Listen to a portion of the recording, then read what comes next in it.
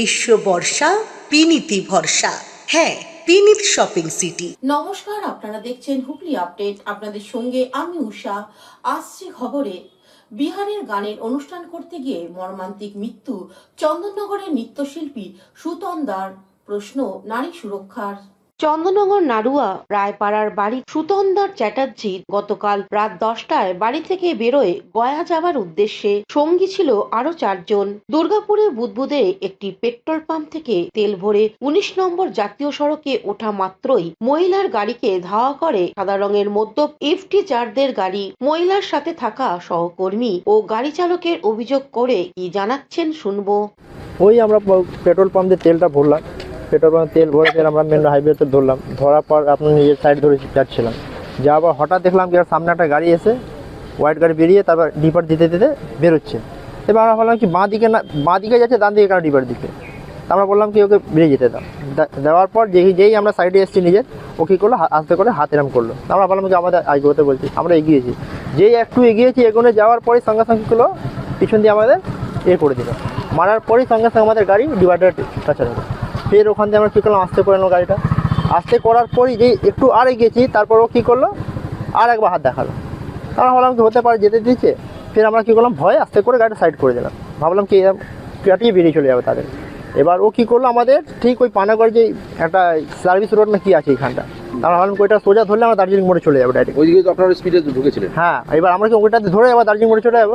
এবার ওরা কী করলো, আমাদের ওভারটেক করে গিয়ে আমাদের সামনে চলে গেছে। যাওয়ার পরেই যেই আমরা আস্তে করে যাচ্ছি, যাওয়ার পর এরকম করে মারলো পিছন দিয়ে, আমাদের গাড়ি পাল্টে দিল। কোনো বাজে ইঙ্গিত করছে? হ্যাঁ, হাত দেখাচ্ছিল সবাইকে, ম্যাডামকে উলফাল মানে কমেন্ট করছিল, পুরো মধ্যম অবস্থা। লাস্টে আমি গাড়ি দিয়ে যখন ভিতর দিয়ে বেরিয়েছি, বেরোনোর পর দেখছি ওদের গাড়িতে হয়ে গেছে, গাড়ি স্টার্ট দিয়েছে। তখন আমি ওদেরকে ভিতর দিয়ে কলার ধরেছি, ধরে চাবিটা কেড়েছি। তখন আমাকে 2 ঠাসা মেরেছে। তাও আমি চাবিটা কিরমভাবে করে চাবি বের করে। কতজন ছিল গাড়িটার ভেতরে? 4-5 জন। 4-5 জন ছিল। তিনি ম্যাডাম ছিলেন, মারা গেছে? হ্যাঁ, উনি তো স্পট। কি নাম ওনার সুচন্দ্রা চ্যাটার্জি। সুচন্দ্রা? হ্যাঁ, সুচন্দ্রা চ্যাটার্জি। সুচন্দ্রা চ্যাটার্জি, হ্যাঁ। বয়স কত না? 27। এরপর গাড়ি নিয়ে ধাওয়া করে। গভীর ধাওয়া করতে করতে দুরন্ত গতিতে ছুটে আসা সাদা রঙের গাড়ি সজোরে ধাক্কা মারে সুতন্দাদের 4 চাকা গাড়িকে। উল্টে যায় গাড়িটি, মৃত্যু হয় ঘটনাস্থলে। বাকি 2 জনকে আহত অবস্থায় বেসরকারি হাসপাতালে ভর্তি করা হয়েছে। অল্প বিস্তর আঘাত পেয়েছেন তারা। কাঁকসা থানার পুলিশ এই ঘটনায় তদন্ত শুরু করেছে। সুতন্দার প্রতিবেশীরা মেনে নিতে পারছেন না এই ঘটনা, চাইছেন দুষ্কৃতীদের শাস্তি। সুতন্দার বাবা সুকান্ত চ্যাটার্জি ছিলেন রেলের ঠিকাদার। 9 মাস আগে ক্যান্সারে আক্রান্ত হয়ে মৃত্যু হয় তার। নাড়ুয়ার বাড়িতে আছেন সুতন্দার বিদ্যা, দিদা, ঠাকুমা আর মা তনুশ্রী। খবর পেয়ে ভোরেই দুর্গাপুর বেরিয়ে গেছেন। খবর পেয়ে নতুন তাদের বাড়িতে পৌঁছান চন্দননগর পৌরসভার 2 নম্বর ওয়ার্ডের কাউন্সিলর মোহিত নন্দী। তিনি এ বিষয়ে কি জানাচ্ছেন শুনবো। অন্যদিকে খবর পেয়ে সুতন্দারদের বাড়িতে পৌঁছান চন্দননগর পৌরসভার 2 নম্বর ওয়ার্ডের কাউন্সিলর মোহিত নন্দী। তিনি এই বিষয়ে কি জানাচ্ছেন শুনবো।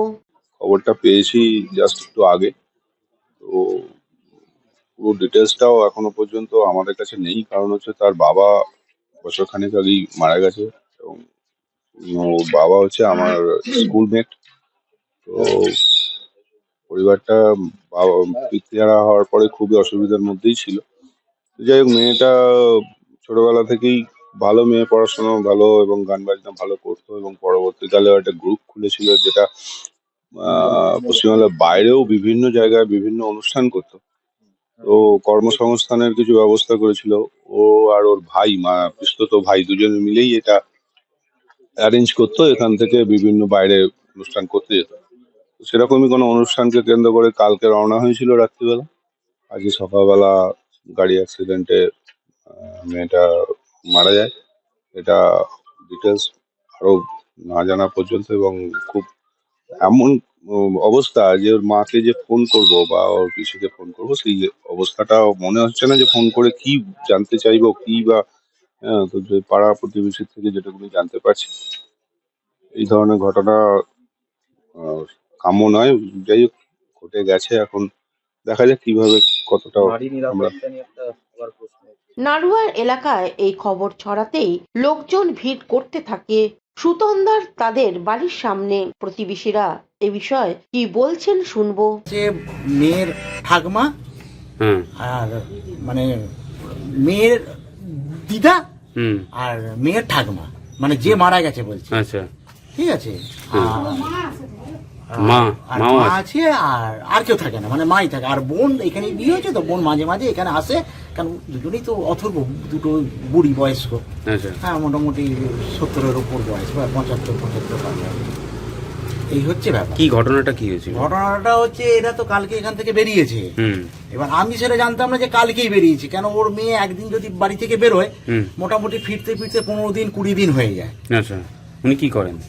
নাচের প্রোগ্রাম করে, আচ্ছা। সব ওই বিহার ফিহার, ওই পাটনা, এইসব দিকে ওদের সব দূরে দূরে সব যায়, লোকালে কিছু হয় না। এবার ওদের সঙ্গে আরো সব গ্রুপ আছে ওদের একটা। এবার এই কাউকে যাচ্ছিল, এই সকালবেলা এই শুনলাম ফোন এলো যে এরকম টুটুন্দা দেখো তো, জিজ্ঞেস করে যে এরকম জুবাইদার মেয়ে মারা গেছে বলছে। আচ্ছা, কোথায়? বলছে পানাগড়ে, ভোরবেলার দিকে নাকি হয়েছে। এবার তখন আমি তখন একটু কনফার্ম করলাম, একটা ছেলে আমার কাছে এলো, মানে আমাদের এখানে যে কাউন্সিলর আছে ওই কাউন্সিলরের সঙ্গেই থাকে। ও বললো জুবাইদার মেয়ে মারা গেছে, কনফার্ম একদম শিওর? বললো হ্যাঁ একদম শিওর। তারপরে তো এই খবর হলো যে বাবা তো নেই। না, বাবা তো এখন 1 বছর হয়নি, এই জুন মাসে হলে ক্যান্সারে মারা গেছে 1 বছর আগে। নিরাপত্তা কোনো কিছু আছে বলুন না, নিরাপত্তা থাকলে এই ঘটনাটা ঘটে? কোনো এইরকম ধরনের ঘটনা বারবার হচ্ছে, সব পশ্চিমবঙ্গে বারবার একই ঘটনা হচ্ছে। এর কি বিচার হচ্ছে, কি হচ্ছে? কেউ কিছু পাচ্ছে? কিছু পাচ্ছে না। কি বলে বেরিয়েছিল মেয়ে? মেয়ে তো কাজে যায়, মেয়ে ওখানে গয়ায় ওর ইভেন্ট ম্যানেজমেন্ট করে। আচ্ছা, আপনার মেয়ে কি ইভেন্ট ম্যানেজার? হ্যাঁ, ও নিজস্ব কোম্পানি। একই, ও বিয়েতে এখানে একজনের, ওরই নাচের গ্রুপে একজনের বিয়ে ছিল, সেই বিয়েতে এসেছিল। কাজ করছে অনেক দিন ধরেই কাজ করছে। এবং এই রাজ্যে এই ধরনের ঘটনা, এটা কি মানে কতটা মানে আপনার মেয়ে করতে হলো এই ধরনের ঘটনায়, মানে কোথাও কি পুলিশের আছে তো সবাইকারই গাফিলতি আছে। এরকম রাত দুপুরে এরকম হয় কি করে? সেখানে নিশ্চয়ই পুলিশের কোনো ছিল না। এখনো পর্যন্ত পুলিশ তো কাউকেই অ্যারেস্ট করতে পারেনি। একজনকে বলছে অ্যারেস্ট করেছে, তাও সন্দেহ বসে। মানে আপনাদের সাথে পুলিশ সহযোগিতা করেছে ঠিকমতো? না, আমি তো এইমাত্র এসেছি, সেটা বলতে পারবো না। বলছি এর আগে তো 14-15 ঘন্টা পেরিয়ে গেছে, রাস্তা দিয়ে গেছে আপনার মেয়ে অনেকবার এর আগে, কিন্তু অনেকবার না, কখনো কিচ্ছু ঘটেনি। কারোর সাথে এটাই কোনো ফার্স্ট। শত্রুতা ছিল? না, কারোর সঙ্গে কোনো শত্রুতা নেই। 14-15 ঘন্টা পেরিয়ে গেছে, হ্যাঁ, যেখানে ধরুন ওই এলাকারই ছেলে বলছে, পানাগড়ির ছেলে, কিন্তু পুলিশ কাউকে ধরতে পারলো না। এটাকে কিভাবে কি বলবো বলুন? কিছু বলার নেই। কি চাইছেন আপনারা? শাস্তি চাইছি যারা এই কাজটা করেছে। আমার আজকে 8 মাস আগে আমার হাজব্যান্ড মারা গেছে, আমার মেয়েই সব। হ্যাঁ, যাদের জন্য আমার মেয়ের আজকে এরম অবস্থা হলো, আমাদের আজকে এরম অবস্থা হলো, তাদেরকে শাস্তি চাইছি। আর কি চাইবো? আমাদের আর কি চাওয়ার আছে বলুন? একমাত্র মেয়ে ছিল, একটাই মেয়ে আমার। কি অবস্থা বলুন তো ভদ্রমহিলা? আমার বাড়িতে 2টো বয়স্ক মানুষ, আমার শাশুড়ি, আমার মা। কিছু বলার নেই। কি অবস্থা বলুন? 8 মাস আগে হাজবেন্ডকে হারিয়েছে। আপনার নামটা? আমার নাম তনুশ্রী চ্যাটার্জি। হাজবেন্ডের ঘটনাটা একটা দুঃখজনক এবং উদ্বেগজনক ঘটনা। তো যেটুকু শুনলাম যে একটি গাড়ি সাথে হয়েছে সংঘর্ষ বা যাই হোক ঘটনাটা ঘটেছে, সেটা তদন্ত সাপেক্ষ। সেই গাড়ির মালিক পানাগড় কাবাডিপোর্ট এলাকারই বাসিন্দা। তো এই ব্যাপারটা পুলিশের উপর ছেড়ে দিন। বাংলার প্রশাসন যথেষ্ট জাগ্রত এবং যথেষ্ট সক্রিয়। এর একটা তদন্ত করে সুবিচার পাবে। এবার কে কি বলছে সেটা দেখে মাথা ঘামানোর কোনো দরকার নেই। ঘটনাটা দুঃখজনক। এখনো নিরাপত্তার একটা অভাব রয়েছে এই রাজ্যে। দেখো, রাত্রিবেলা একটা দুর্ঘটনা ঘটছে, নিরাপত্তার অভাব কি আছে? পূর্ণ স্নান করতে তো কুম্ভতেও গেছে মানুষ, পদপিষ্ট হয়ে মারা গেছে মানুষ, হয়েছে। এগুলো কোনো ঘটনা না, এগুলো বিরোধীরা বলবে। কিন্তু ইফটিজিং এর ব্যাপার, একটা গাড়ির মধ্যে মদ খাচ্ছে, সেই গাড়িতে ধাওয়া করতে। এবার ধরুন আপনিও ঘটনাটা করতে পারেন, এখানে নিরাপত্তার কি আছে? এর জন্য কি প্রশাসনকে আপনার সাথে সবসময় ঘুরবে বলুন? এটা তো ব্যক্তিগত রুচি, ব্যক্তিগত কালচার। এখানে দল বা বাংলা বা দেশ, এতে কোনো মান ইজ্জত নষ্ট হয় না। এটা তো ব্যক্তিগত রুচি, সম্মত ব্যাপার। ঘটনাটা দুঃখজনক ঘটনা। প্রশাসনের উপর পুরো বিশ্বাস আছে, প্রশাসনের উপর পুরো ভরসা আছে। ঘটনাটা বাংলায় যদি ঘটেছে, বাংলার প্রশাসন, বাংলার পুলিশ যথেষ্ট সক্রিয় এবং যথেষ্ট তৎপর, কারণ বাংলার প্রশাসন মানুষের সাথে এবং মানুষের পাশে আছে। আপনারা কি চাইছেন? যে অবিলম্বে তদন্ত করে যা বেরোবে, প্রশাসন যেটা করবে সেটাতেই আমাদের সমর্থন।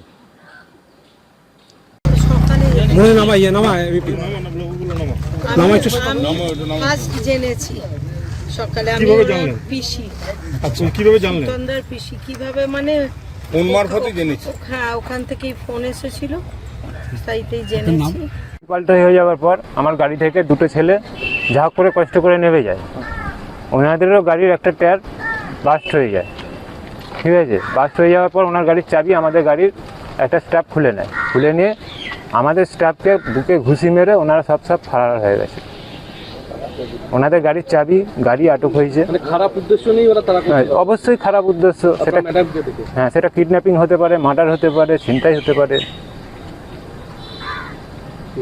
খবরটা পাওয়ার পরে তো আর নিজের মধ্যেই ছিলাম না, কারণ কিছুদিন আগে ওর বাবাকে আমরা হারিয়েছি একসাথে। আমি ওর বাবা আমার দাদার থেকে অনেক বেশি ছিল আমার কাছে, একসাথে গান বাজনা করতাম। আমি একজন শিল্পী। তো কিছুদিন আগে ওর বাবা ক্যান্সারজনিত রোগের কারণে আমাদের ছেড়ে চলে গেছেন। তারপরে এই খবরটা পাওয়ার পর আমরা চন্দননগর থানায় গেছিলাম। তো ওর মায়ের সঙ্গে সেখানেই আমার দেখা হয়। এবং মা তো আমাকে মানে কিছু বলার ভাষা নেই, ওর মা জানেও না এখনও যে এরকম হয়ে গেছে, ও যে নেই আমাদের মধ্যে। আমার মনে পড়ে আজকে থেকে অনেক বছর আগে ইনি অর্গানাইজার, আমাদের চন্দননগরের নাম করা, ওনারই একটা কাজে আমরা গেছিলাম বোধহয় মুর্শিদাবাদ না সম্ভবত। তো সেখানে আমি আর ও আমার থেকে অনেকটাই ছোট। তো একসঙ্গে আমরা অনেক হাসি ঠাট্টা গল্প,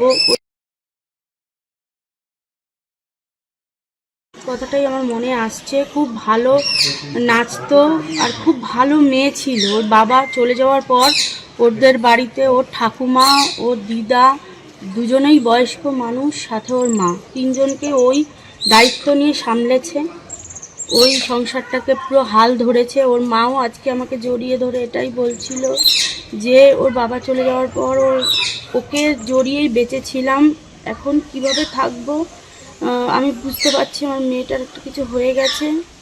অনেক স্বপ্ন দেখেছিলাম যে ওকে বিয়ে থাওয়া দেবো, ওর বাচ্চা কাচ্চা নিয়ে আমার বাকিটা জীবন আমি কাটাবো, সেটা বুঝতে পারছি না। আমার মনে হচ্ছে আমি সুইসাইড করে নিই, ওর মা বলছিল আমাকে জড়িয়ে ধরে। যে ঘটনাটা ঘটেছে, মানে যেটা শোনা যাচ্ছে যে টিজিং এর ফলে গাড়িটা নিয়ন্ত্রণ হারিয়ে উল্টে যাচ্ছে, দেখলাম। সেটা কি বলে নিরাপত্তা নিয়ে এটা কি বলবো, আমরাও গান বাজনা করি, ও করতো আমাদের একই সঙ্গে। আমাদের এটা কিন্তু হয় জানেন তো, এটা কিন্তু আজকে নতুন ঘটনা নয়। আমরা রাত্রিবেলা বাড়ি ফিরি, এত মানে যত্ন করে এনারা নিয়ে আসেন, তারপরেও আমাদের একটা সম্মুখীন হতে হয়। পেছনে পড়ে এরকম মদ খেয়ে রাত্রিবেলা জ্বালাতন করে, এটা তো ঘটেই, কিন্তু এরকম যে হয়ে যাবে তো ভাবুন। কোনো পুরনো কি আক্রোশ ছিল যে সেরকম কিছুই না, এরকম হয় আমাদের।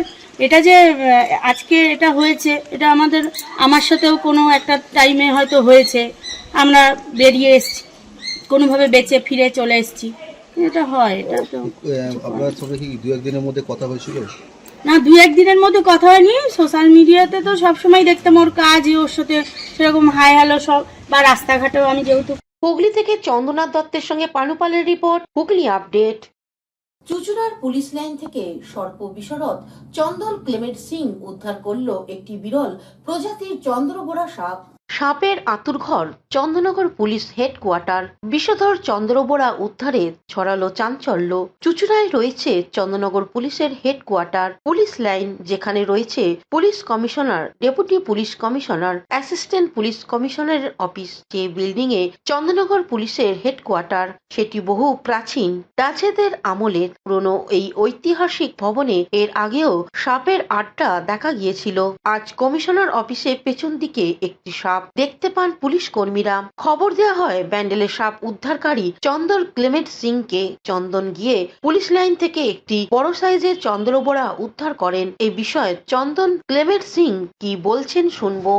পুলিশ লাইন থেকে চন্দ্রবোরা সাপ দেখতে পেয়ে এর আগে আমাকে ভিডিও পাঠায়, আমি এসে সাপটাকে ধরি। প্রথমবারে তাকে ধরা যায়নি, দ্বিতীয়বারে দেখতে পাই মোটামুটি একটা জায়গা ছিল, সেখান থেকে ধরি সাপটিকে। এবং এই সাপটি আমাদের এটা মফস্বল সব, এবং চন্দ্রবোরা কি করে না ডাইরেক্ট বাচ্চা পায়, এবং একটা ম্যাচিওর সাপ 40-45টা বাচ্চা পায়, এবং আস্তে আস্তে কি হচ্ছে তাদের যে থাকার জায়গা হ্যাবিটেট লস্ট করছে। ফলে যেখানটায় এরা মানে বাচ্চা পারছে তাদের কিছু নষ্ট হয়ে গেল, ম্যাক্সিমামটা কি যে না জায়গা থাকার দরুন বিভিন্ন জায়গায় চলে যাচ্ছে, ফলে এই কোনোভাবে চলে এসছে। এবং এটাও হতে পারে যে যে সমস্ত জায়গায় তাদের বসবাস, কারণ সেই সমস্ত জায়গায় বর্ষাকালে জল ঢুকে যাচ্ছে, ড্রেনেজ সিস্টেম ভালো না, এবং তার জন্য হতে পারে সাপটা বেরিয়ে এখানে চলে আসতে পারে, এটাও তার কারণ হতে পারে। এবং হুগলি থেকে চন্দ্রনাথ দত্তের সঙ্গে পানুপালের রিপোর্ট, হুগলি আপডেট। সৎসঙ্গে স্বর্গবাস, অসৎসঙ্গে নরকবাস। জনসংযোগ যাত্রায় বেরিয়ে চুঁচুড়ার বিধায়ক অসিত মজুমদারকে এমনই মন্তব্য শুনতে হলো রবিবার। বিধায়ক ভালো লোক, তবে বিধায়কের সঙ্গ ভালো নয়। সৎসঙ্গে স্বর্গবাস আর অসৎসঙ্গে নরকবাস। জনসংযোগ যাত্রায় বেরিয়ে এমনটাই শুনতে হলো চুঁচুড়ার বিধায়ক অসিত মজুমদারকে। সাধারণত বেশ কয়েকদিন ধরেই চুঁচুড়ার বিধায়ক অসিত মজুমদার তার নিজস্ব পঞ্চায়েত এলাকাগুলিতে ঘুরে সাধারণ মানুষের সাথে জনসংযোগ স্থাপন করছেন। অন্য দিনের মতনই ব্যান্ডেল পঞ্চায়েতের কেওটা এলাকার ধান জমি সংলগ্ন পাড়ায় ঢুকেছিলেন চুঁচুড়ার বিধায়ক অসিত মজুমদার। সকলের সাথে কথা বলছিলেন, সকলের অভাব অভিযোগ শুনছিলেন। ঠিক সেই সময় ওই এলাকার বাসিন্দা বাউল শিল্পী আশুতোষ বিশ্বাস বিধায়ককে ধরে বলেন, আপনি অসৎ সঙ্গীদের নিয়ে সাথে ঘুরে বেড়াচ্ছেন। তাই তিনি বলেন, অসৎ সঙ্গে নরকবাস আর সৎসঙ্গে স্বর্গবাস। তাই আপনি যাদেরকে নিয়ে ঘুরে বেড়াচ্ছেন আপনার স্বর্গবাস হবে না। অন্যদিকে আশিস বিশ্বাসকে জিজ্ঞাসা করলে তিনি জানান, এলাকার জমি মাফিয়া এবং অসৎ মানুষদের নিয়ে বিধায়ক ঘুরে বেড়াচ্ছেন। তাই জন্যই বিধায়ককে আমি সেই কথা বলেছি। বিধায়ক অত্যন্ত ভালো মানুষ, কে খারাপ কে ভালো তিনি জানেন না। অন্যদিকে এই বিষয়ে বিধায়ক অসিত মজুমদার কি জানাচ্ছেন শুনবো। দেখুন, নানান মানুষের নানা কথা। মানুষ বাক স্বাধীনতা আছে, গণতন্ত্র আছে, এটাই তার প্রমাণ। এটা তো সিপিএমের রাজ নয়, তৃণমূলের মা মাটি মানুষের সরকারের আমরা প্রতিনিধি। অতএব আমাদের বলার ক্ষমতা সবার আছে। ওর মনে হয়েছে যেটাও বলেছে, ঈশ্বর আছে, আল্লাহ আছে, বিচার করবে। আপনি আমার পাশের বাড়ি ছিলেন। দেখো, আমি তো রাজনীতির লোক। হ্যাঁ, আমার ভালো খারাপ, গুন্ডা মস্তান, ডাক্তার, ইঞ্জিনিয়ার, চোর জোচ্চোর সবাইকে নিয়ে চোরের ভোটও এক, ডাক্তারের ভোটও এক। চোরের ভোট শূন্য তো নয়, চোরের ভোট শূন্য কি, আর ডাক্তারের ভোট কুসঙ্গে নরকবাস, সুসঙ্গে স্বর্গে বাস। এই যে কুসঙ্গ নিয়ে ঘুরছেন আপনি, আপনি কখনো কুসঙ্গ নিয়ে কখনো স্বর্গে যেতে পারবেন না। আমি কি বলছি আমার ভক্ত বলেছিল। সমাজে মানুষ কুলাঙ্গার কটা হয়, 5টা 7টা 10টা, আর 10 লক্ষ 5 লক্ষ ভালো লোক হয়। এই যে আমার সাথে যারা ঘুরছে, তোমার কথা এইরকম লোক হলে দুটো, আর সবাই তো ভালো লোক। আপনি শুনতে পাচ্ছেন না, আপনার সাথে কত পাল্টেগিরি করে আপনি জানেন না। স্বর্গবাস অর্থাৎ সঙ্গে নরকে বাস। আমি বলেছি, কেন বলবো না। এরা এই একটা দালাল, জমি বিক্রি করে করে মাঠে এখন পুজো করে ঠাকুর হয়ে বসে আছে। এই পাক্কা দালাল, এই বুড়ো কে আমার জমি বিক্রি করেছে ডবল 3-4 বার। কি নাম? এই যে বুড়ো। আপনি যে বললেন বিধায়ক অসৎ সঙ্গ নিয়ে ঘুরে বেড়াচ্ছে, এই যে বুড়ো নিয়ে হাত বাহাতে করে ঘুরছে হাতে হাতে। আপনি একটা ভালো লোক, আপনি একটা সৎ মানুষ, আপনি একটা গুণীজন ব্যক্তি, আপনি গুণীজনের সঙ্গে থাকবেন। পাড়ার ভিতরে একটা দালালকে নিয়ে হাতে করে নিয়ে ঘুরছেন। আমার জমি ভাসিয়েছে ওইটি, আমার জমি 3 বার বিক্রি করেছে। আমি একজন গরিব, আমি শিল্পী, আমি মমতার গান করি। আপনি তো বাউল শিল্পী। আমি বাউল লোক সংস্কৃতি ডিপার্টমেন্টের সদস্য, তত্ত্ব সংস্কৃতি ডিপার্টমেন্টের সদস্য, এখনো গান গাইছি আমি। এই 26 তারিখে আবার ডিএম পারমিশন দিয়েছে, সার্টিফিকেট নিয়ে এসেছি আমি। আমি 12 বছর, আজকে আমি 8 বছর থেকে আজকে মনে হয় তৃণমূলের গান গাইছি। 34 বছর আগে গেছি সিপিএম। মানে অসৎ লোক নিয়ে ঘুরে বেড়াচ্ছে একদম। এই যে পাশে নিয়ে ঘুরছে, ভালো লোকের পাশে বিধায়ক একটা ভালো লোক, উনি একজন গুণী লোক। আমার বাড়ি ছিল টায়ার বাগান বিধায়কের বাড়ির পাশে। এখন আমি এখানে এসেছি, বিধায়ক এখানে এসেছে, তাহলে তার সাথে আমার ভালোবাসা আছে না? ওই বিধায়ক আমাকে ডাকে না তো, ওই দালাল কেন ডাকে? ওই দালাল চিটিংবাজ। ও দালাল জীবনে কাজ করে খাইনি। আমি গানও করি, কাজ করে খাই, আমার সংসার আছে। ও দালালের সংসার আছে। কি উপদেশ দেবেন বিধায়ককে? কি এইসব লোককে না নিয়ে ঘুরে ভালো? একদম ভালো। বিধায়ককে বলি, যে বিধায়ক একজন জানে না তাই ঘোরে। তা বিধায়ক জন্য এদেরকে জেনে শুনে ঘোরা উচিত, যে লোকটা কেমন। এই লোকটা কেমন ও লোকটা কেমন না জেনে যদি ঘোরা হয় তাহলে সেই ব্যক্তির কি ভালো সুফল হয়? কি নাম আপনার? আমার নাম আশুতোষ বিশ্বাস, আমি বাউল। আকাশবাণীতে চাকরি করতাম, এখন চাকরি রিটায়ার। এখন আমি বাউল গান করি। আমার গান আপনারা ইউটিউব চ্যানেলে আমার নাম। হুগলি থেকে চন্দনা দত্তের রিপোর্ট, হুগলি আপডেট। এখন নিয়ে নেব বিজ্ঞাপন বিরতি। বিরতির পর ফিরে আসছে খবরে। শীত, গ্রীষ্ম, বর্ষা, পিনিতি ভরসা। হ্যাঁ, পিনিত শপিং সিটি। যে কোনো মরশুমের রেডিমেড জামা কাপড় পাওয়া যায় একই ছাদের তলায়। ছোট থেকে বড়, পুরুষ, মহিলা ও শিশুদের একমাত্র নির্ভরযোগ্য প্রতিষ্ঠান। শীতকালীন যে কোনো শাড়ি, জিন্স, টপ, কুর্তি, চুড়িদার, পাঞ্জাবি মানেই পিনিত শপিং সিটি। আখন বাজার, চুঁচুড়া, Hooghly. Enjoy a weekend at Vedam, the paradise of peace. A home away from home.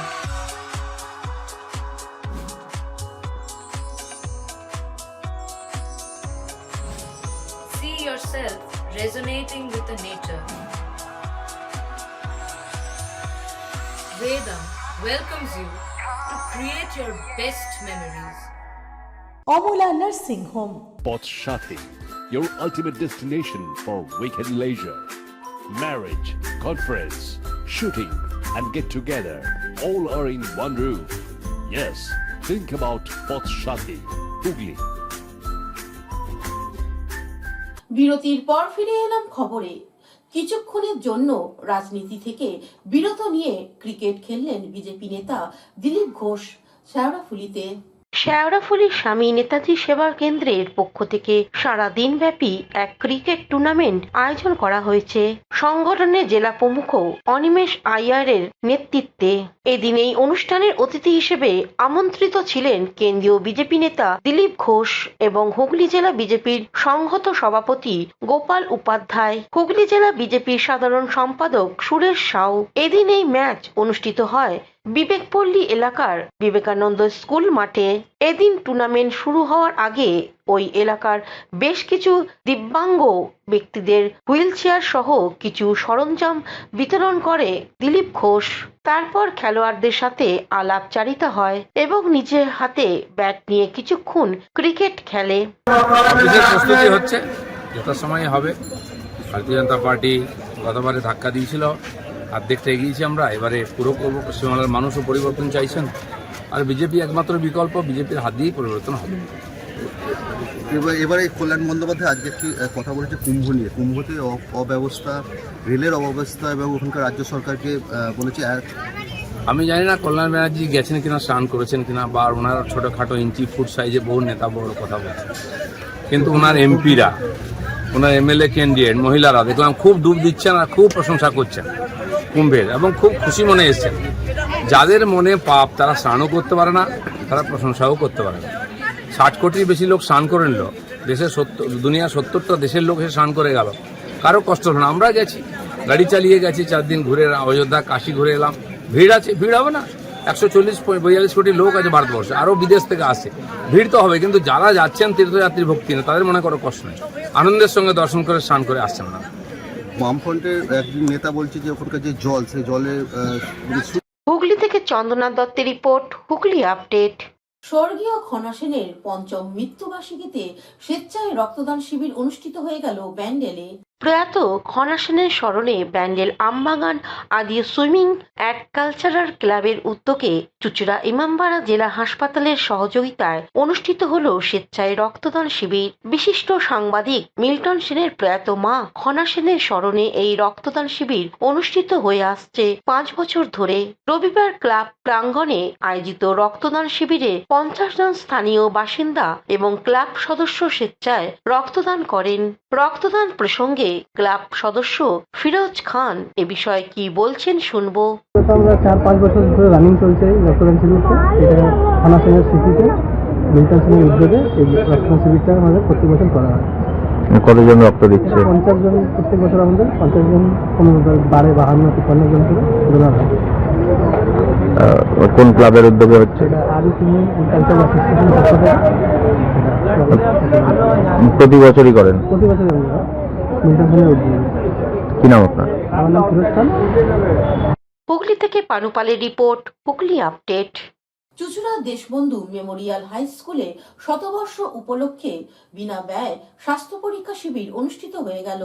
Chuchura Deshbandhu memorial high স্কুলে শতবর্ষ উদযাপন উপলক্ষে প্রাক্তনী সদস্য অ্যালুমনি অ্যাসোসিয়েশনের পক্ষ থেকে আর.এন. টেগর হাসপাতালে সহযোগিতায় এক বিনামূল্যে স্বাস্থ্য পরীক্ষা শিবিরের আয়োজন করা হয়েছিল। প্রাক্তন ছাত্র, শিক্ষক ও তাদের পরিবারের 70 জনকে স্বাস্থ্য পরীক্ষা করা হয়। সময়ের অভাবে আরো অনেকের পরীক্ষা করা সম্ভব হয়নি। এছাড়াও প্রাক্তন প্রধান শিক্ষক মানববাবুর নামে শ্রী মানবেন্দ্রনাথ পাল মেধাবৃত্তি প্রদান করা হয়। দেশবন্ধু স্কুলে একাদশ শ্রেণীর 5 জন মেধাবী ও বিশেষ চাহিদা সম্পন্ন ছাত্রকে প্রতি মাসে 1000 টাকা করে 1 বছর ধরে এই বৃত্তি দেয়া হবে। প্রদীপ প্রজ্বলন করে অনুষ্ঠানের শুভ সূচনা করেন মানববাবুর কন্যা শ্রীমতী সোমা বসু, শিক্ষক শ্রী শেখর বাবু। সোমা বসু তার সংক্ষিপ্ত বক্তব্যে এই উদ্যোগের প্রশংসা করেন এবং এই বৃত্তি এগিয়ে নিয়ে যাবার জন্য সংসদকে 5000 টাকা সাহায্য করেন। প্রাক্তন শিক্ষক শ্রী প্রদীপ্ত বাবু, শেখর বাবু এবং নিহার রঞ্জন বাবু সংগঠনের পাশে থাকার আশ্বাস দেন। হুগলি থেকে চন্দ্রনাথ দত্তের রিপোর্ট, হুগলি আপডেট। সমাপ্ত হলো সপ্তগ্রাম এমএলএ কাপ 2025। বিজয়ীদের হাতে পুরস্কার তুলে দিলেন বিধায়ক তপন দাশগুপ্ত। সপ্তগ্রাম বিধানসভার অন্তর্গত বাঁশবেড়িয়া পৌরসভার গ্যাঞ্জেস জুট মিলে মাঠে এমএলএ কাপ 2025 এই টুর্নামেন্ট ফাইনাল খেলায় উইনার্স লাগান 11 ও রানার্স রাজ টেলিকম দলের পুরস্কার বিতরণী অনুষ্ঠানে উপস্থিত ছিলেন এই বিধানসভার বিধায়ক শ্রী তপন দাশগুপ্ত মহাশয়, বাঁশবেড়িয়ার পৌরসভার চেয়ারম্যান আদিত্য নিয়োগী, আক্তার রহমান, বিশিষ্ট আইনজীবী নবাব সোহেল, মুন্না সিং সহ অন্যান্য সদস্যগণ। বাবুজান হোসেন থেকে শুরু করে আমাদের অশোক, বিনোদ, রাজভর, এরা সবাই মিলে করেছে। আমি আদিত্য, আমাদের মাস্টারমশাই সোহেলরা সবাই আমরা আছি। এটা দুদিন ধরে খুব মানুষেরা খুব ভালো উপভোগ করেছে এবং ভালো প্রাইজ দেওয়া হয়েছে। সামনের বছর এটা খুব বড় আকারে হবে। জানুয়ারি মাসে আমরা এই খেলাটা শুরু করব। আর এই বছর 2 দিন ধরে হচ্ছে, সামনের বছর 4 দিন ধরে হবে এবং বড় লিস্ট করা হবে প্রাইজ, যাতে ছেলেরা আন্তরিকভাবে আরো ভালো করে করতে পারে। হুগলি থেকে চন্দ্রনাথ দত্তের রিপোর্ট, হুগলি আপডেট। এখনকার মতন খবর এই পর্যন্তই। প্রতিদিন দেখুন হুগলি আপডেট।